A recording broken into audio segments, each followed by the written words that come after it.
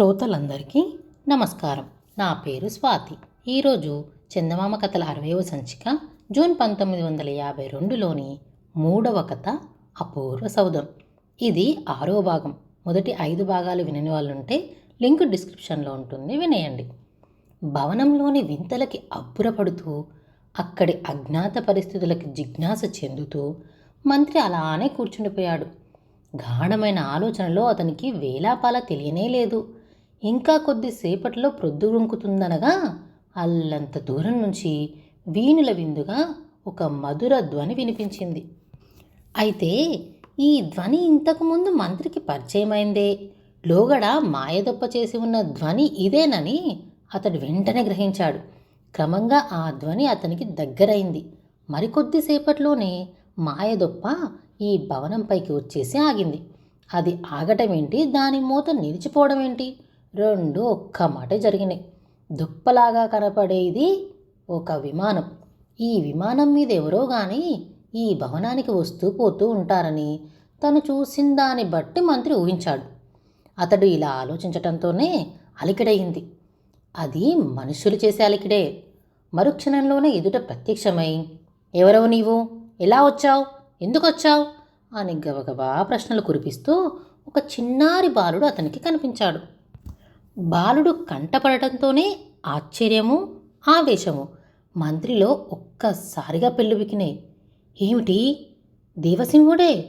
ఎన్నాళ్లకు చూశానోయ్ నా తండ్రి అంటూ ఆత్రంతో బాలుణ్ణి చేరదీసుకోబోయాడు మంత్రి. కానీ ఆ బాలుడు మంత్రికి దొరకనే లేదు. దుర్మార్గుడా, సౌధంలో చెరవట్టమే కాకుండా నన్నెత్తుకుపోవడానికి చూస్తున్నావా? మా అమ్మతో చెబుతానుండు నీ పని అని అంటూ చేతనున్న మాయదండం తను వేసుకున్న చెప్పులకు తాకించాడు. తాకించడమే తడువుగా మహిమగల ఆ చెప్పులు కుర్రవాణిని భవనంలో ఎక్కడికో తీసుకుపోయినాయి. ఇదంతా చూడగా ఆ బాలుడు సొట్టవాడని కూడా రూఢి అయింది. నివ్వెరపోయాడు మంత్రి. ఇదేంటి వింత, చనిపోయాడనుకున్న నా దేవసింహుడు ఇక్కడనే ఉన్నాడే. సొట్టబాలుణ్ణి కల్లారా చూశానే, నమ్మకపోవటం ఎలా? పైగా మా అమ్మతో చెబుతానుండు నీ పని అంటూ పారిపోయాడే. ఆహా, మా దేవప్రియ కూడా బ్రతికే ఉందా? మా తల్లి దేవప్రియ జీవించి ఉండటం కంటే నాకు కావాల్సిందేంటి? ఇవాళ ఎంత అదృష్టం, ఎంత అదృష్టం, ఇటువంటి సుదినం. అయితే తల్లి కొడుకులిద్దరూ భూలోకంలో అవతారం చాలించి ఇలా స్వర్గలోకం వచ్చేశారన్నమాట. ఇంతకు నేనిప్పుడు ఏ లోకంలో ఉన్నాను? ఇది స్వర్గలోకమేనా, లేకుంటే ఈ అపూర్వ సౌధమేంటి, కనీవిని ఎరగని ఈ వింతలేంటి? అన్నిటికంటే చిత్రం, మృతజీవులను కల్లారా నేను చూడగలగడం ఏంటి? వచ్చి వచ్చి నేను సరాసరి స్వర్గమే చేరుకున్నానా? అవును, సందేహం లేదు. పసివాడు దేవసింహుడు పాపం చూడగానే నన్ను గుర్తించలేకపోయాడు. ఎవరినో అనుకొని కంగారు పడ్డాడు. పోనీ నెమ్మది పడని, కాస్తంత మచ్చికైతే వాడే పోల్చుకుంటాడు. ఇక్కడ వాడు క్షేమంగా ఉన్నాడని తెలుసుకున్నా చాలు, అదే 10,000. మరి కొంచెం సేపు నిరీక్షించినట్టయితే మా తల్లి దేవప్రియ ఇవతలకు వస్తుంది, ఆమెను కూడా చూడవచ్చు. నిజంగా ఇవాళ ఎంత సుదినం, ఎంత సుదినం అని ఈ విధంగా తనలో తనే తర్కించుకుంటూ అపరిమితమైన ఆనందం పొందుతూ రాణి దర్శనం కోసం ఎదురు తెన్నులు చూస్తూ అక్కడనే పచాలు చేస్తూ ఉన్నాడు. ఇక అక్కడ శక్తిసింహుడి పరిస్థితి ఎలా ఉందంటే, పారిపోయిన దుష్ట మంత్రిని పట్టి తెస్తాం అని పంతం పట్టి వెళ్ళిన వాళ్ళలో ఒక్కడు తిరిగి రాలేదు. మరి అటువంటప్పుడు శక్తిసింహుడి మనసు ఎలా ఉంటుంది? ఉన్నవాడు ఉన్నట్టుగానే ఆస్థాన వైద్యుడి వద్దకు వెళ్ళి, గురూజీ, మన మంత్రి సామాన్యుడు కాదు, తెలుసు కదా, అసహాయ శూరుడు, అజేయుడు, అటువంటి వాడిని పట్టి తెస్తామని ఉద్రేకపడి బీరాలు పలికారే కానీ మన వాళ్ళ వల్ల ఏమవుతుంది? అతన్ని వెతికి పట్టడం వాళ్ళకు సాధ్యం కాదని నాకప్పుడే తెలుసు. ఇక ఇప్పుడు ఏమైనా సరే మీరు పూనుకుంటూనే ఈ విషయంలో మాట తక్కుతుంది, లేకుంటే లేదు. మరి ఇది శ్రమ ధమాదులతో కూడుకున్న పని అని తెలిసి కూడా తప్పనిసరిగా ఈ పని మీకు ఒప్పగించవలసి వచ్చింది. ఏమంటారు అని అడిగాడు. ఈ పని వైద్యుడికి చాలా ఉత్సాహాన్ని కలిగించింది. ఏమంటే, గుదిబండగా ఉంటున్న రాజ్యపాలన తప్పిపోవడం, కుతంత్రాలు పన్నుతూ ఉండే శక్తిసింహుని ఎదుటి నుండి విరగడైపోవడం, మించి తనకు అభిమానధనుడైన మంత్రిని చూడబోవడం, ఇన్ని కార్యాలు ఒక్కసారిగా కలిసి వస్తున్నవాయే. ఈ కారణాలన్నీ వైద్యుని మనస్సులో మెరుపు మెరిసినట్టుగా స్ఫురించినాయి. అందుచేత శక్తిసింహుడు అడగటమే తడువుగా రాజా, నీ మాటకెన్నడైనా తిరుగున్నదా? ఇదిగో ఇప్పుడే బయలుదేరుతున్నా అని చెప్పి తక్షణమే ప్రయాణానికి తగిన ఏర్పాట్లు చేసుకున్నాడు. పరివారంతో సహా వైద్యుడు 10 రోజుల పాటు నడవగా కొండ ప్రదేశం తగిలింది. చేరువనే ఒక పెద్ద మైదానం కనిపించింది. కొంచెం విశ్రమించి మళ్ళీ నడక సాగించారు వాళ్ళు. ఒక్క 100 గజాలు వెళ్ళేసరికల్లా ఒక చిత్రం జరిగింది. భటులు ముందుకు నెట్టుకుపోతున్నారు. వారికేదో అడ్డు వచ్చినట్టు అనిపించింది. తీరి చూశారు, ఎదుట ఏమీ లేదు. పోదామని మళ్ళీ యత్నించారు. కానీ మునుపటిలాగానే ఏదో అడ్డుకోవటం వల్ల పోలేకపోయారు. అందరూ కలిసి వైద్యుని వద్దకు వెళ్ళి, అయ్యా, మేము పోదామంటే తోవ అయ్యకుండా ఏదో మమ్మల్ని ఆటంకపరుస్తుంది.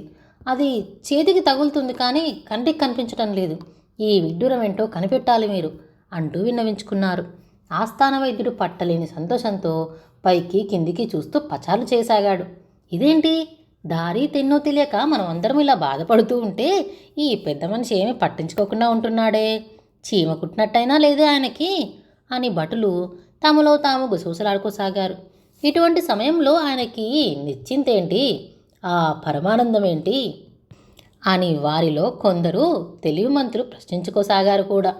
అంతలోనే ఆకాశ మార్గాన విమానం మొత్తం వినిపించింది. అది వాళ్ళ తల మీద నుంచి జోరుగా ఎక్కడికో పోతున్నది.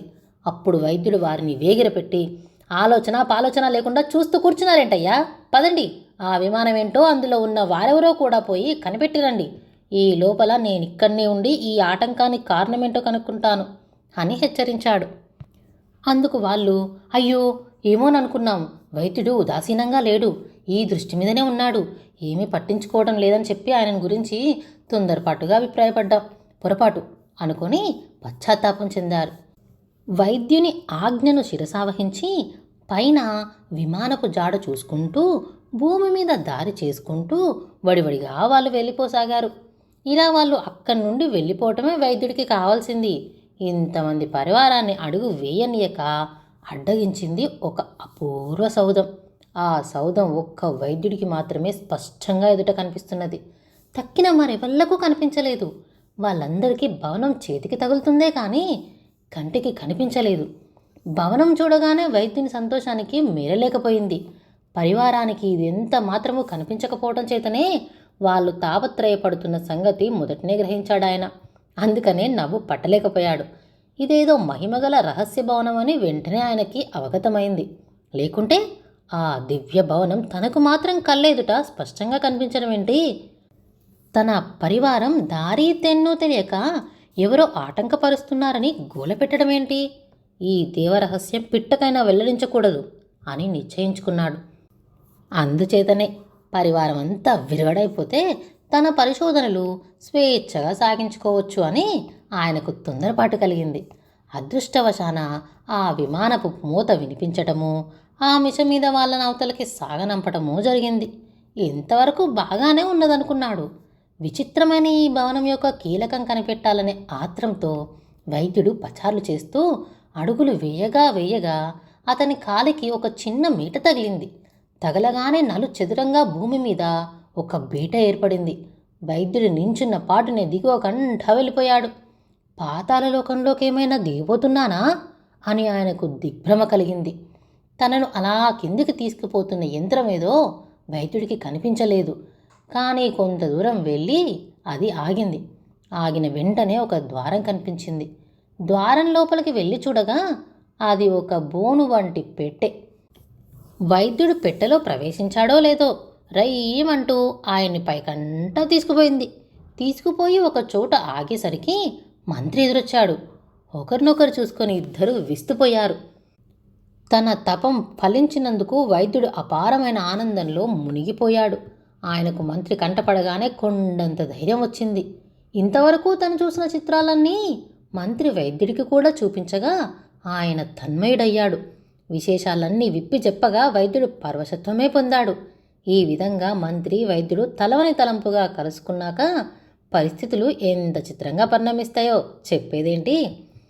తాను అంతగా నమ్మి కొలిచిన ఆస్థాన వైద్యుడు కానీ వెంట వెళ్ళిన పరివారంలో ఒక్కళ్ళైనా కానీ మరలి రాలేదు. మనుషుల్ని పంపినప్పటికీ వాళ్ళ జాడైనా తెలియలేదు. ఏమనుకోవాలి? ఇంతమంది కలిసి ఎక్కడికి పోయినట్టు? ఈ వాలకం చూసి అట్టుడికిపోయినట్టు ఉడికిపోసాగాడు శక్తిసింహుడు. నా జాతక ప్రభావం ఏమిటో గాని ఏం చేద్దామన్నా ఎదురొత్తుగానే వస్తున్నది. చేతిలో పని కదా అనుకున్నదే చేయలేకపోతున్నాను. నా మనిషే కదా అనుకున్న వాళ్ళందరూ తడిగుడ్డతో గొంతుకొస్తున్నారు. వైద్యుడిలా నన్ను మోసగిస్తాడని కలలోనైనా తలవగలనా? ఆయనని గద్దె ఎక్కించి తెర వెనుక నాటకం ఆడదామనుకుంటే నా ఆశలన్నీ ఈ విధంగా పరిణమించినాయే. పోనీ అని కుటుంబానిక ఏ విధంగానూ నిర్వాహకం చేయలేకపోయాను. పెద్దవాడికి పట్టం కడదామనుకొని ఎంతగానో తాపత్రయపడితే వాడు నన్ను నడి సంద్రాన ముంచిపోయాడు. నా సంసారాన్నే నేను ఉద్ధరించుకోలేకపోయినప్పుడు నాకు ఈ రాజ్యం ఎందుకు, ఏలడం ఎందుకు? ఏది ఎలా పోతే నాకేమి? ఆది నుంచి ఇది అనాథ రాజ్యమే. మధ్యన వచ్చి ఏమో చేద్దాం అనుకుంటే మటుకు కుదురుతుందా? ఆ పేరు అలా శాశ్వత బ్రహ్మకల్పంగా నిలిచిపోవాల్సిందే. ఈ చెడ్డ పేరు లేకుండా చేద్దామని తలచేటంతలోనే కష్టాలు నన్ను ముసురుకొని నా కుటుంబాన్ని గంగలో ముంచినాయి. ఏది ఎలా పోతే పోని, ఇక నేను తాపత్రయపడను అంటూ వైరాగ్యభావం కనబరిచాడు శక్తిసింహుడు. రాజ్యకాంక్ష సడలింది కానీ శక్తిసింహునికి మంత్రి మీద కార్పణ్యం మాత్రం కొంచెమైనా తగ్గలేదు. బొందెలో ప్రాణం ఉండగా తనకు బద్ధశత్రువైన మంత్రి శిక్ష పొందటం కనులారా చూస్తే గాని నిద్రపోకూడదనుకున్నాడు. ఇదే తనకు జీవితంలో మిగిలి ఉన్న కోరిక. ఇందుకోసమని ఎలా అయినా మంత్రిని పట్టాలి. మంత్రిని పట్టడానికి ఎవరిని పంపితే వారే తిరిగి రాకుండా ఉన్నారు. కనుక ఈ మాయ ఏంటో తనే స్వయంగా తెలుసుకోవడానికి అతడు నిశ్చయించుకున్నాడు. ఈ నిశ్చయంతో రాజ్యాన్ని ప్రజల ఇష్టానికే వదిలేసి తను పాదచారి అయి మంత్రిని వెతకడానికని బయలుదేరాడు. శక్తిసింహుడు ఎన్నో శ్రమలకు లోనై కొన్నాళ్లకల్లా ఒక మహారణ్యం చేరుకొని ఒక చెట్టు నీడన విశ్రమించాడు. ఆ మహారణ్యం ప్రక్కనే ఒక మైదానం ఉన్నది. బడలిక చేత అతనికి చిన్న కొనుకు పట్టేటంతలో ఒక విమానం వంటిది శబ్దం చేసుకుంటూ వచ్చి ఆ మైదానంలో విడిసింది. అందులో నుంచి అందాల బాలుడొకడు దిగి చేతులతోనూ కాళ్ళతోనూ డేక్కుంటూ అరణ్యంలోని చెట్ల వైపు రాబోయాడు. ఈ సందడికి శక్తిసింహునికి మెలకువ వచ్చింది. తన వైపే వస్తున్న ఆ అందాల బాలుని చూడంతోనే అతడు కెవ్వున కేక వేసి వాణ్ణి పట్టుకుందామని లేచాడు. ఆ తర్వాత ఏం జరిగిందో వచ్చే సంచిక అపూర్వ సౌధంలో విందాం. అంతవరకు ఈ ఛానల్ని సబ్స్క్రైబ్ చేసుకోండి.